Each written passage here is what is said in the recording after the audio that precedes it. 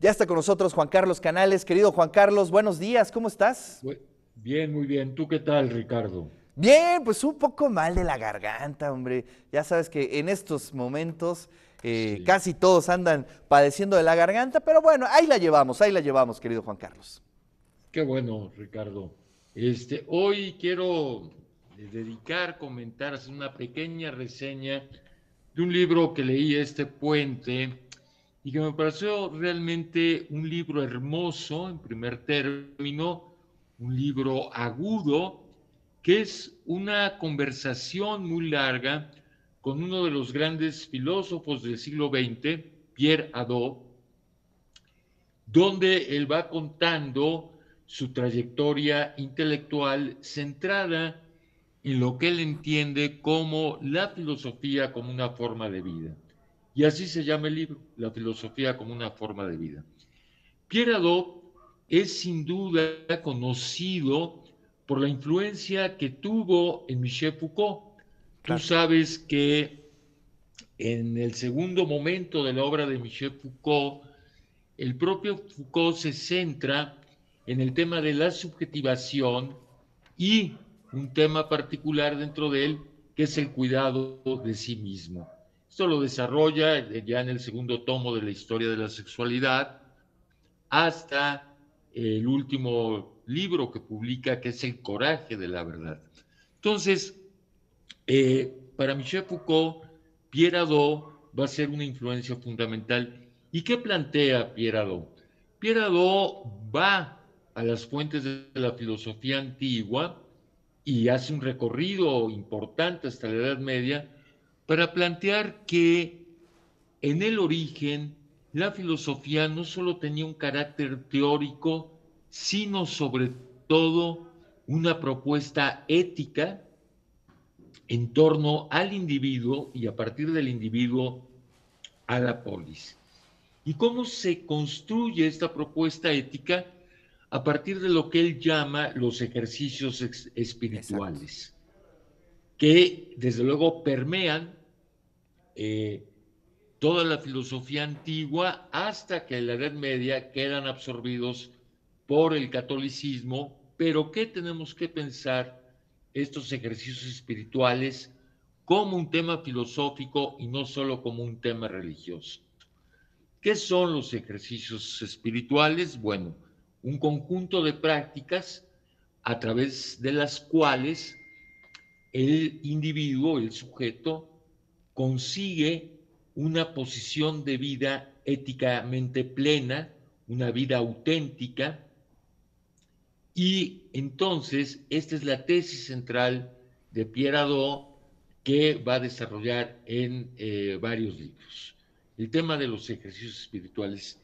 Pese a que Pierre Hadot fue un gran especialista en filosofía antigua, un erudito admirable, creo que me parece que su obra tiene una vigencia fundamental para nosotros, para nuestra contemporaneidad. Vivimos en un mundo desbocado, un mundo lleno de ambiciones, donde lo único que importa es el dinero, el poder. Entonces, volver a estos ejercicios espirituales para limitar nuestras pasiones, las pasiones más oscuras, me parece relevante retomar esta idea de la filosofía como práctica de vida, como una forma, sobre todo ética, de estar en el mundo. ¿Sí? No, la filosofía no es solo un sistema abstracto, no es solo un sistema teorético, ni en siquiera en Aristóteles. Y entonces esta propuesta me parece de una vigencia y de una riqueza extraordinaria. Creo que no es gratuito que un hombre como Michel Foucault se haya preocupado al final de su vida, desde los 70 por lo menos, que se publica la historia de la sexualidad y particularmente el segundo tomo, que se haya preocupado tanto por plantearse lo que significa una vida auténtica y lo que significa el coraje de la verdad. No solo estamos atrapados en el poder, no solo estamos subjetivados nuestro caso por el neoliberalismo, sino que la propia subjetivación nos permite alternativas de vida al margen del consumo, al margen del poder y de la ambición, y hoy día de una alternativa a salirnos de la escena mediática como nos lo imponen las redes. Oye, varios temas ahí, Juan Carlos, que son muy interesantes. Indagando un poco en la biografía de este filósofo, eh, la presencia de lo cristiano, podríamos decirlo, desde lo, desde el origen, es decir, no desde la Iglesia Católica, sino de lo cristiano, es una influencia muy importante y que creo que permea la mayor parte de esta obra y el centro de su crítica, pues es el ego, ¿no? Finalmente el ego que ha convertido al Claro. ser humano en este animal voraz, ¿no? En este animal inseguro también y desprovisto de estos elementos básicos para poder tener una empatía con el otro. Fíjate que creo que es un libro que podemos leer un poco relacionado con nuestro día a día, con nuestra cotidianidad, Por pensando en supuesto. nosotros mismos, ¿no? Mira, sí, por supuesto, esa es la importancia de toda la filosofía antigua, esta relación con el otro, pero también con la naturaleza. Sí, desde luego, Pierre Hadot fue sacerdote, tuvo una formación teológica muy importante, pero el centro de su obra es que estos ejercicios espirituales y místicos en cierto momento, porque hay una mística dentro de los ejercicios espirituales, no puede reducirse al control del cristianismo de los propios ejercicios.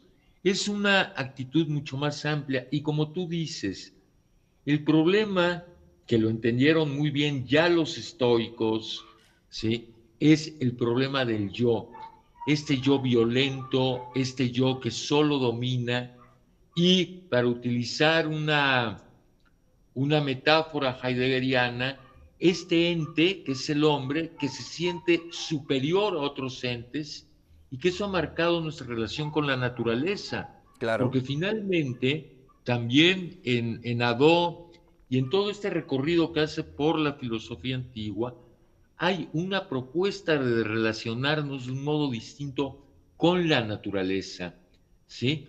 A partir de una dimensión mística que es la fusión del yo, fusión, disolución del yo con la totalidad del universo. Es decir, lo que tenemos que entender los seres humanos es que no somos un ente superior a otros entes, sino parte de ese universo y que como tal hay que cuidar ese universo, ¿sí?